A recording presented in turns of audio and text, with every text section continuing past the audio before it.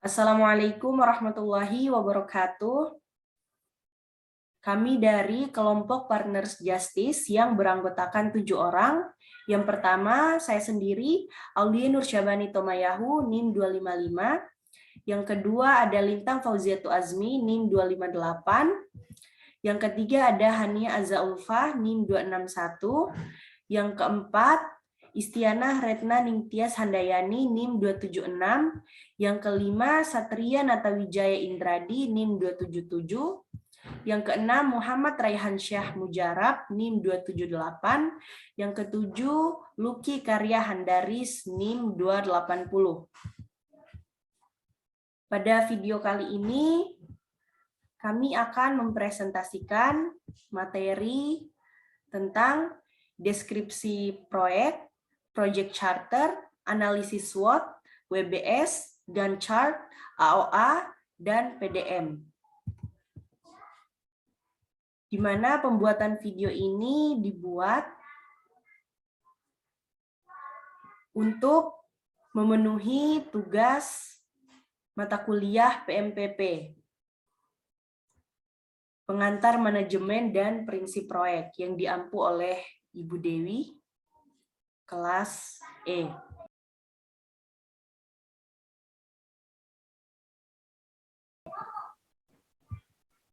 Untuk yang pertama, akan dipaparkan oleh saya sendiri tentang deskripsi rencana proyek.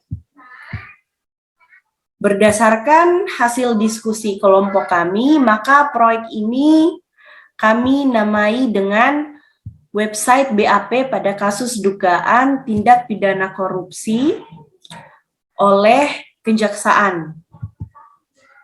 Di sini saya jelaskan sedikit. Yang pertama, kita mengangkat topik terkait dengan BAP. Nah, karena sistem semacam ini belum familiar dan sampai saat ini BAP sendiri masih diketik manual. Misalnya menggunakan MS Office ya, sehingga berpotensi untuk terhapus atau filenya hilang karena tidak terekam dalam database. Yang kedua, pada kasus dugaan tindak pidana korupsi. Di mana kita tahu bersama kasus ini adalah kasus yang paling disoroti atau mendapat perhatian yang cukup tinggi oleh publik. Nah, lalu ada oleh Kejaksaan. Hal ini kita memang sengaja ya.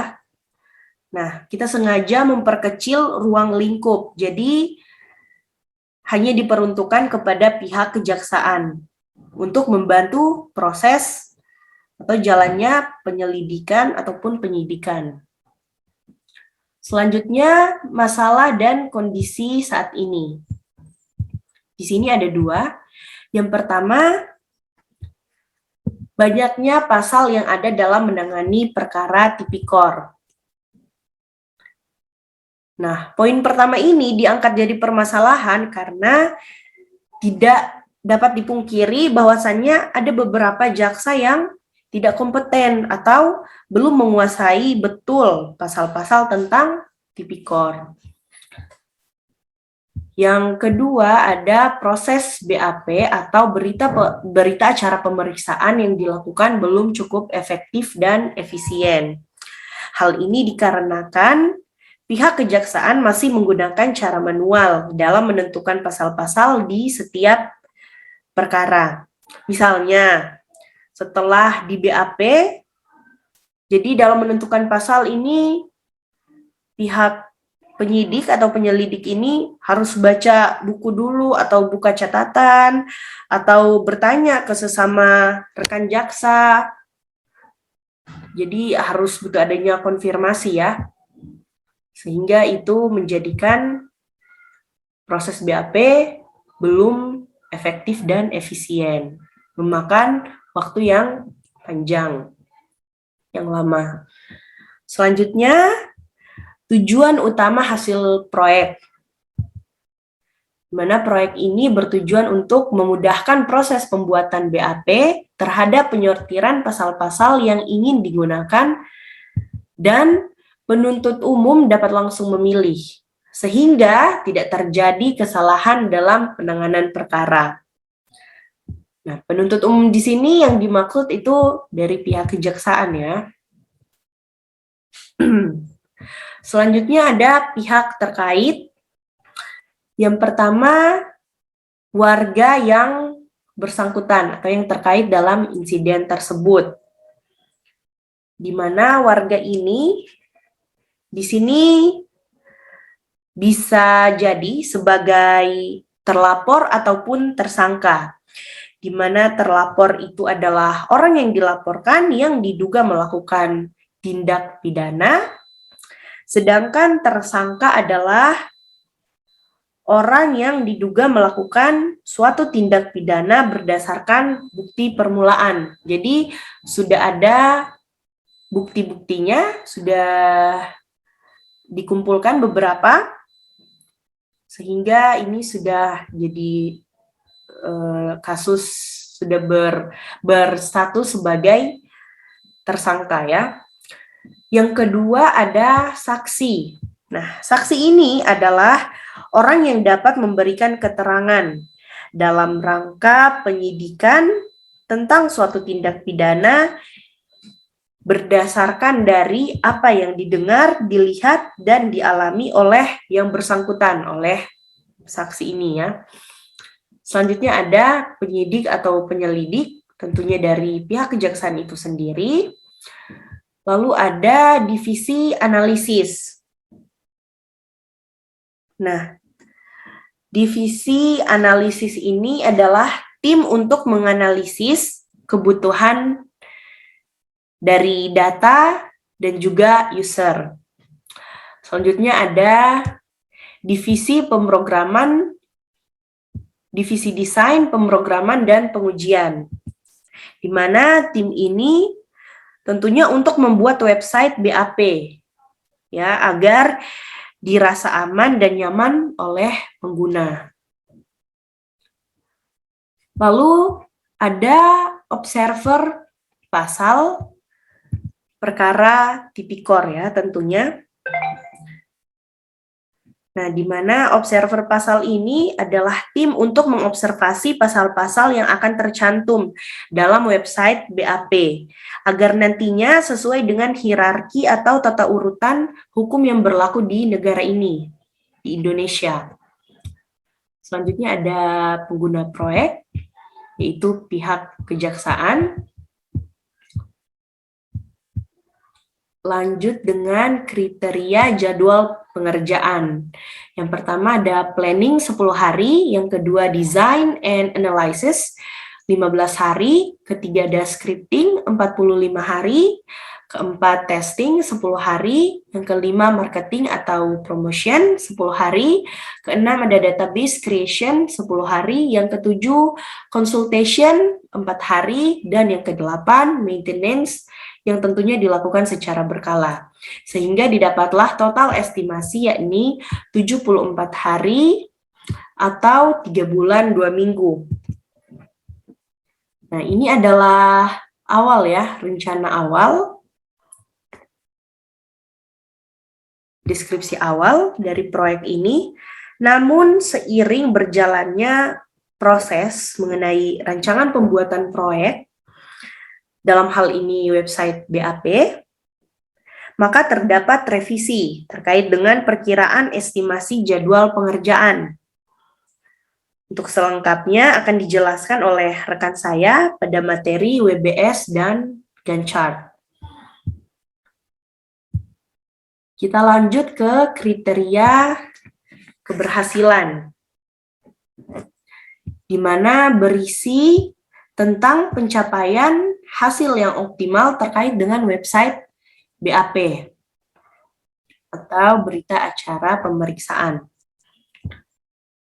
Di sini ada 6, berdasarkan hasil diskusi ada 6. Mana yang pertama, Website BAP dapat membuat proses BAP menjadi lebih efektif, misalnya untuk keakuratan atau keefisienan waktu dan terhindar dari miskomunikasi antar pihak. Yang kedua, tersangka atau saksi yang sudah menandatangani dokumen BAP secara digital ya tentunya, tidak akan dapat membantah keterangan atau kesaksiannya, karena semua riwayat terekam dalam website tersebut. Yang ketiga, penyidik atau penyelidik tidak dapat memanipulasi data pihak terkait di kemudian hari, baik berupa identitas dari terlapor, tersangka, saksi, ataupun keterangan atau kesaksian yang telah diberikan pihak-pihak tersebut. Yang keempat, sistem mampu merekam seluruh riwayat seperti siapa yang mengakses, menambahkan, menghapus, atau mengedit dokumen BAP. Yang kelima, website BAP menyediakan tempat untuk mengunduh dokumen BAP agar bisa disimpan di perangkat penyidik atau penyelidik dan dicetak untuk kemudian dilakukan pemeriksaan lagi. Pemeriksaan lebih lanjut ya. Apa sudah cocok dengan perkara atau masih perlu pertimbangan lagi atau perbaikan lagi. Lalu yang keenam, yaitu tersedianya tempat untuk mengunggah foto pihak-pihak terkait sebagai bentuk dokumentasi sekaligus bukti bahwa pemeriksaan telah dijalankan. Misalnya foto sedang pemeriksaan ini sedang dilakukan. Dalam foto tersebut misalnya ada dari pihak kejaksaan itu sendiri, lalu ada dari terlapor, tersangka atau saksi, dan lain sebagainya. Itu dan lebih baik lagi jika ada tag lokasi dan waktu dalam foto tersebut.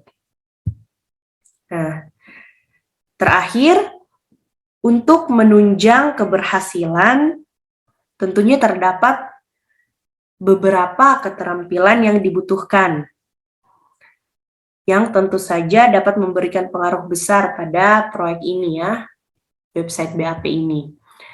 Yang pertama, mampu memodifikasi beberapa kekurangan yang ada pada BAP. Yang kedua, mampu bekerja tim dengan baik, seperti halnya bekerja di bawah tekanan dan disiplin waktu. Yang ketiga, mampu menemukan dan memperbaiki bug. Yang keempat, mampu mengembangkan website BAP ya inovatif dan berjiwa kreatif. Misalnya menambahkan fitur-fitur yang nanti lebih berguna lagi, lebih memperbaiki atau lebih menarik perhatian pihak kejaksaan itu sendiri untuk menggunakan website BAP ini. Yang terakhir ada mampu menyesuaikan diri atau cepat tanggap dengan perkembangan aturan hukum. Dalam hal ini mencakup pasal-pasal tipikor saja. Jadi harus upgrade terus dari segi keterampilan ini ya. Baik, cukup dari saya. Selanjutnya akan dipresentasikan oleh rekan saya.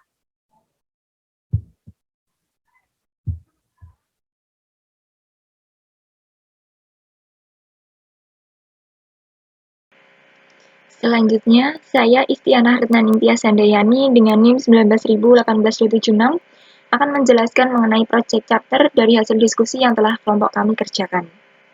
Pengertian dari Project Charter sendiri merupakan dokumen yang digunakan untuk memulai Project Improvement, di mana dokumen Project Charter ini berisi informasi penting yang mencakup penjelasan ringkas dari sebuah proyek yang akan dijalankan.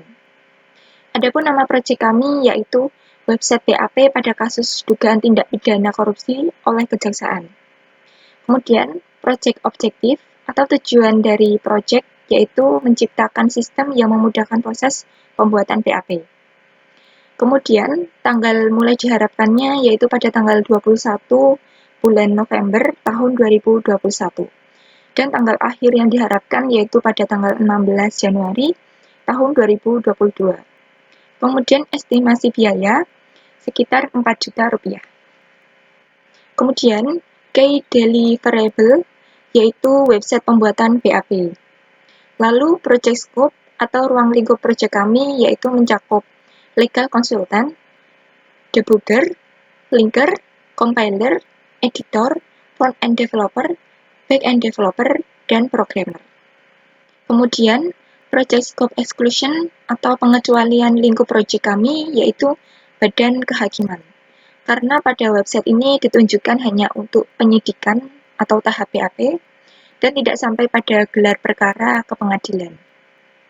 Suksesnya kriteria proyek kami yaitu mampu mengefektifkan proyek BAP atau berita acara pemeriksaan, misalnya ketepatan waktu dan menghindari miskomunikasi, sehingga nantinya tersangka atau saksi yang telah menandatangani dokumen BAP secara digital tidak dapat menambah keterangan atau sanksinya karena semua sejarah tercatat di web. Diharapkan juga dalam sistem ini penyidik tidak dapat memanipulasi keterangan atau kesaksian pihak terkait. Sistem mampu merekam seluruh riwayat seperti siapa yang akses dokumen, menghapus, mengedit, mencetak, dan lain-lain. Selanjutnya, resiko dan masalah. Resikonya sendiri yaitu kesalahan dalam menganalisa permasalahan yang dialami, kemudian informasi tentang proyek tidak terkonsolidasi dengan baik, kemudian ruang lingkup penyidikan tidak cukup, kemudian munculnya bug atau virus dalam program, kemudian database tidak sesuai, lalu implikasi proyek tidak mampu didiagnosa, kemudian ancaman atau serangan dari pihak luar, kemudian strategi yang direncanakan tidak terlaksana dengan baik, kemudian kesalahan dalam menganalisa permasalahan yang dialami, kemudian informasi tentang proyek tidak terkonsolidasi dengan baik, dan ruang penyimpanan terbatas. Kemudian ketidakpastian dari masalah, yaitu tidak sesuai dengan perkiraan estimasi dan ketersediaan sumber daya, kemudian tidak dapat menggambarkan penggunaan proyek secara menyeluruh, kemudian tidak menjamin pengembangan skala prioritas, dan tidak mampu mengintegrasikan kemampuan respon pihak yang terlibat. Selanjutnya, asumsi dari proyek kami yaitu manajer memberikan pembaruan reguler untuk proyek, kemudian setiap proyek dan rencana yang disusun akan dikembangkan berdasarkan seperangkat hipotesis dan skenario, kemudian mengidentifikasi risiko proyek baik dari ketidaktelitian, ketidakstabilan, inkonsistensi, maupun ketidakkelengkapan dari proyek. Selanjutnya, kendala atau ketergantungan, yaitu pada undang-undang atau pasal yang termuat dalam website harus mengikuti pembaruan undang-undang yang berlaku. Kemudian stakeholder, yaitu jaksa, kemudian investor, kemudian kontraktor, dan tim developer. Lalu berikut ini merupakan nama-nama dari anggota dan juga posisi dan role-nya. Di sini Aulia sebagai project manager, posisinya yaitu CEO. Kemudian Lintang Fauziatu sebagai team member, posisinya sebagai CTO. Kemudian Haniyah Azah sebagai team member, posisinya sebagai CMO. Kemudian Istianah Hetnaningtyas Handayani atau saya sendiri, yaitu sebagai team member, posisinya sebagai CFO, kemudian Muhammad Raihan Syah Mujarab, yaitu sebagai tim member, posisinya sebagai COO, kemudian Lucky Karya Handaris, yaitu sebagai tim member, posisinya sebagai programmer, dan Satria Natawijaya di sini sebagai tim member dan posisinya sebagai testing expert. Cukup sekian dari saya. Itu tadi terkait dengan penjelasan project charter. Kemudian materi berikutnya mengenai analisa SWOT akan dijelaskan oleh teman saya.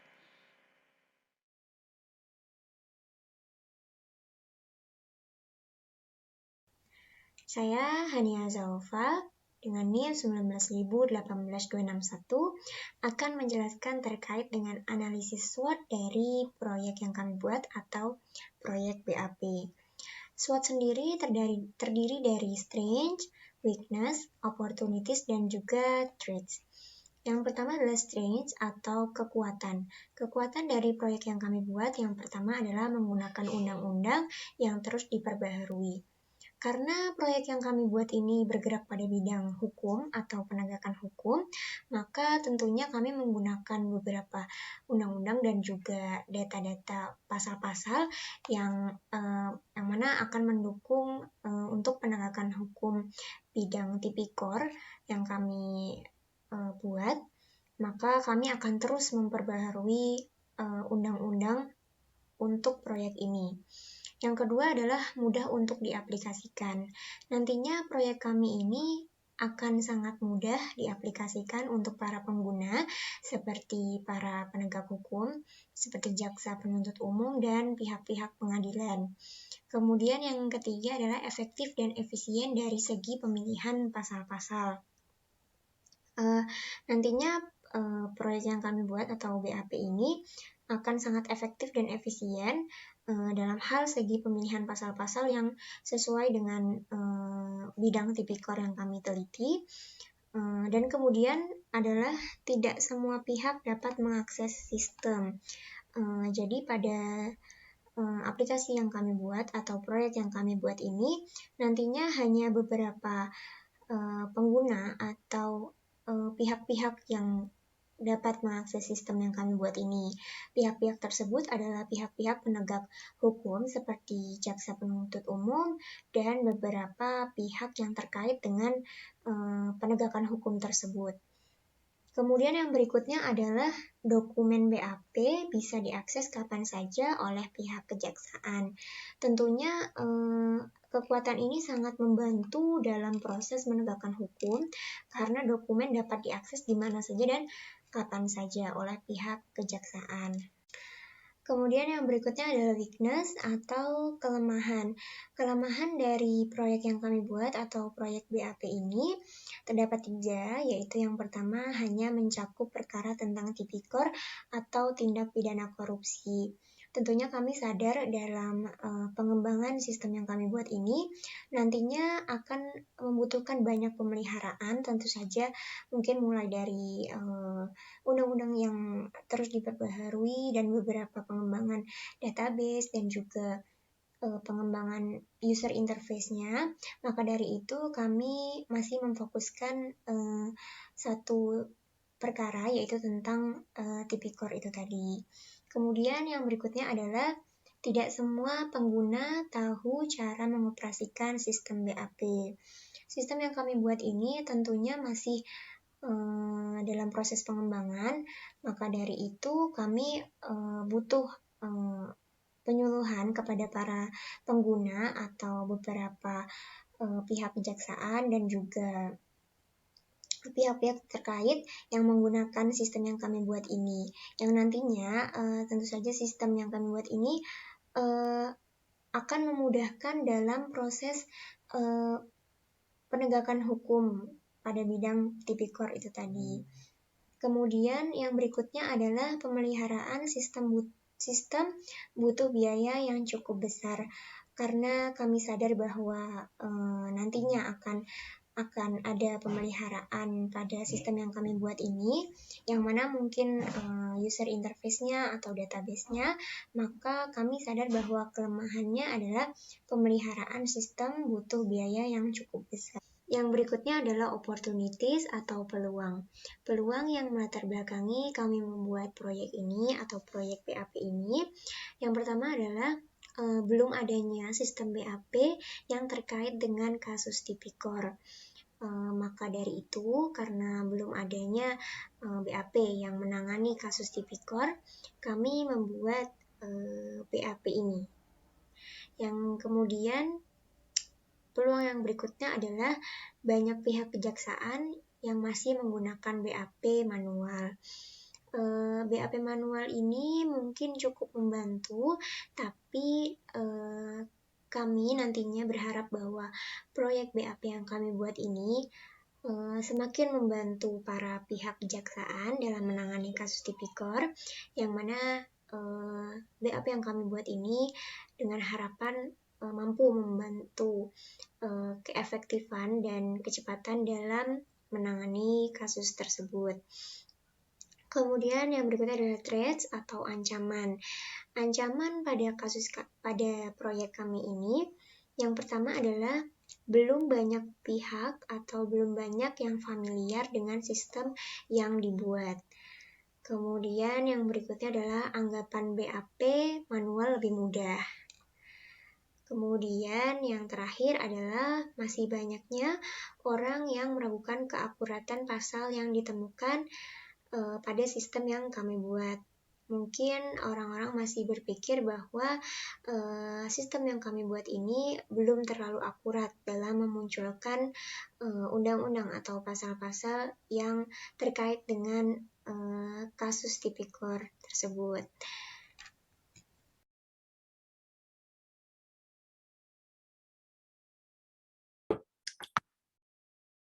Baik, di sini saya akan menjelaskan mengenai BPS, Gantt chart, serta activity list dari proyek yang kelompok kami akan kerjakan.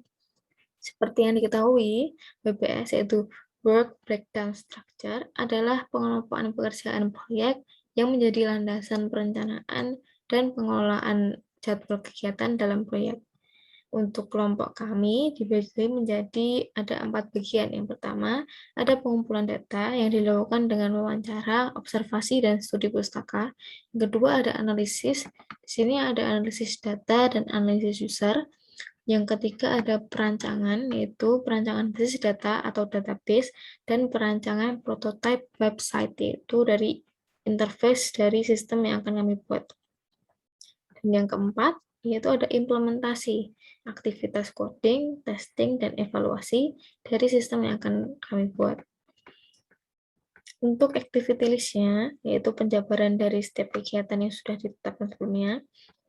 Untuk bagian pengumpulan data, yang pertama ada wawancara, melakukan konsultasi dengan pakar hukum terkait tingkat kebutuhan dari sistem yang akan dirancang, yaitu website BAP.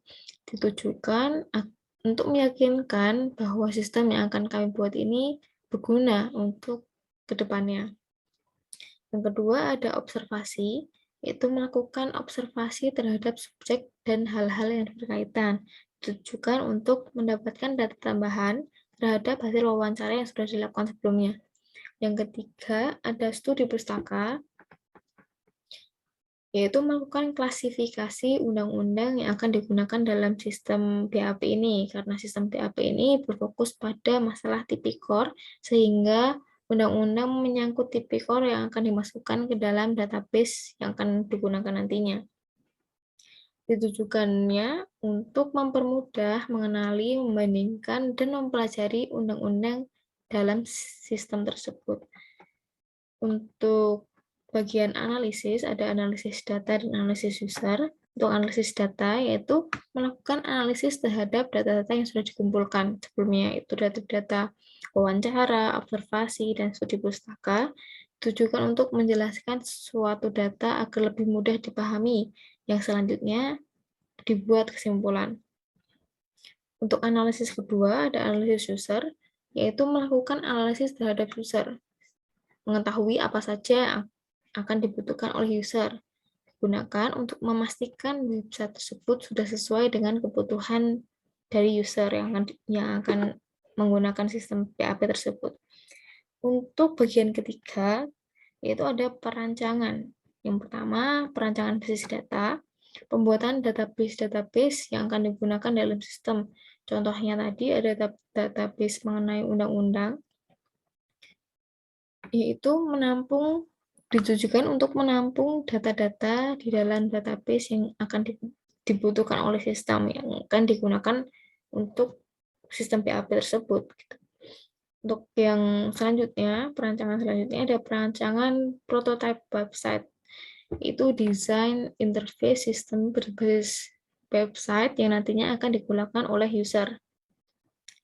Tujuannya untuk membuat interaksi dengan user sesederhana dan seefisien mungkin, sehingga user tidak kesulitan dalam menggunakannya. Sehingga kami juga akan membuatnya menjadi user-friendly, sehingga user tidak perlu banyak manual atau pengarahan dalam menggunakan sistem tersebut. Untuk yang bagian 4, ada bagian implementasi. Di sini ada coding, proses coding, yaitu proses pembuatan website dari desain prototipe yang sudah dibuat sebelumnya. Tujuannya untuk merancang sistem final yang sudah memenuhi klasifikasi dari percobaan prototipe yang sebelumnya dibuat dengan mengembangkan fitur-fitur dari ide yang ada. Setelah coding selesai, pembuatan website selesai, akan dilakukan testing, yaitu pengujian apakah sistem yang dibuat dapat berjalan dengan baik.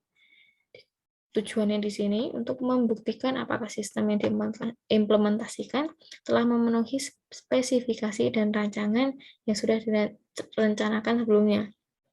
Dan yang terakhir, di sini ada tahap evaluasi, yaitu perbaikan jika sistem menemukan masalah saat testing sebelumnya yang dilakukan oleh dari website yang dibuat itu. Tujuannya untuk pemulihan suatu kondisi sistem atau mesin yang mengalami kerusakan sehingga dapat bekerja lebih baik lagi, sehingga sistem yang dibuat emang sudah siap untuk digunakan oleh user. Untuk Gantt chart-nya di sini biasanya disebut juga timetable atau rencana waktu pengerjaan setiap kegiatan. Di sini ada 10 kegiatan tadi, wawancara untuk 3 hari, observasi dan studi pustaka 5 hari. Untuk analisis user, di sini dilakukan setelah observasi selesai, sehingga studi pustaka dan analisis user berjalan bersamaan, sehingga tidak banyak durasi waktu yang dibutuhkan kita untuk mengerjakan proyek ini. Untuk analis data dilakukan setelah studi pustaka selesai, yaitu tanggal 4 Desember, karena studi pustaka selesai 3 Desember. Untuk perancangan basis data dan perancangan prototipe dilakukan bersamaan setelah analisis user dan analisis data selesai. Di sini analisis data sudah selesai di 10 Desember, sehingga prototipe dan basis data dilakukan pada tanggal 11 Desember dengan durasi 10 hari. Untuk proses coding kan dilakukan setelah prototipe selesai, itu tanggal 21 Desember. Selama 20 hari. Untuk testing dan evaluasi ini dilakukan bersamaan, karena ketika menemui error maka akan langsung bisa diperbaiki, sehingga durasi waktunya akan bisa dilakukan dengan bersamaan. Itu untuk project duration-nya ada 56 hari, dimulai dari 21 November, selesainya 16 Januari. Untuk materi selanjutnya, yaitu materi AOA dan PDM, akan dijelaskan oleh teman saya.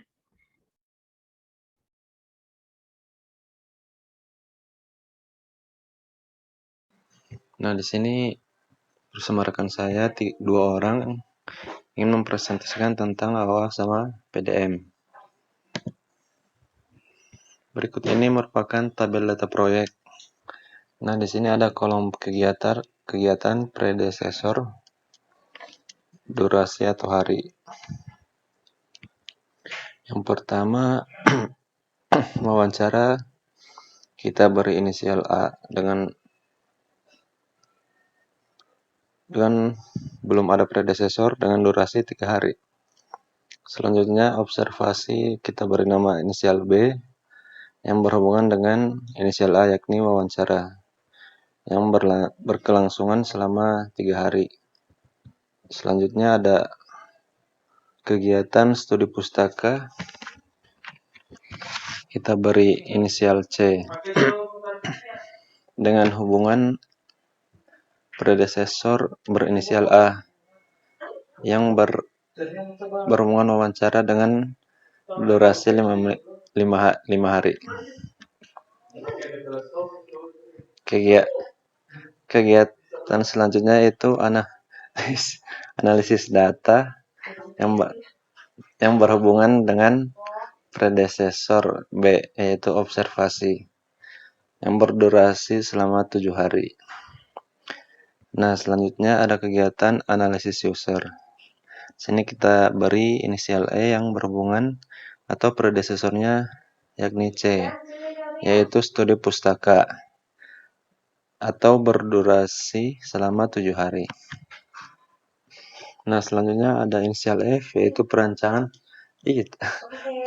basis data yang berhubungan dengan predesesor D atau dengan analisis data yang berkelangsungan selama 10 hari.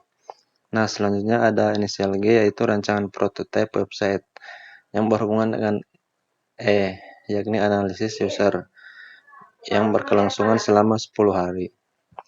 Nah, selanjutnya ada kegiatan coding. Di sini coding berhubungan dengan perancangan basis data yang berdurasi selama 20 hari. Di sini tergolong lama karena pada tahap coding ya. Selanjutnya ada testing atau inisial I berhubungan dengan G, yaitu rancangan prototipe website yang berlangsung selama 7 hari. Karena pada testing tersebut sangat berhubungan dengan rancangan prototipe website. Nah, yang terakhir yaitu evaluasi yang berinisial J yang berhubungan dengan H sama I, yakni coding dan testing yang berlangsung selama 7 hari. Oke. Nah, selanjutnya pada AWA sama PDM akan dilanjutkan oleh rekan saya. Terima kasih. Untuk bagian AWA, memulai proyeknya dengan inisial A dan memiliki cabang ke B dan C. Untuk B dilanjutkan ke arah D, dan D dilanjutkan ke arah F, dan F dilanjutkan ke arah H, dan H melakukan lanjutan ke arah J. Nah, sama seperti C yang berlanjut ke arah E, dan E berlanjut ke arah G, I berlanjut ke arah J, yaitu J adalah proyek berakhir. Nah, untuk angka yang ada di sini itu adalah durasinya. Yang A memiliki 3 hari, C memiliki 5 hari, E memiliki 7 hari, G memiliki 10 hari, I memiliki 7 hari, B memiliki 5 hari, D memiliki 7 hari, F memiliki 10 hari, H memiliki 20 hari, dan proyek akhirnya memiliki 7 hari. Nah, untuk awas cukup segitu saja, dilanjutkan ke arah PDM yang akan dilanjutkan oleh teman saya, Lucky. Baik, di sini saya akan menjelaskan PDM.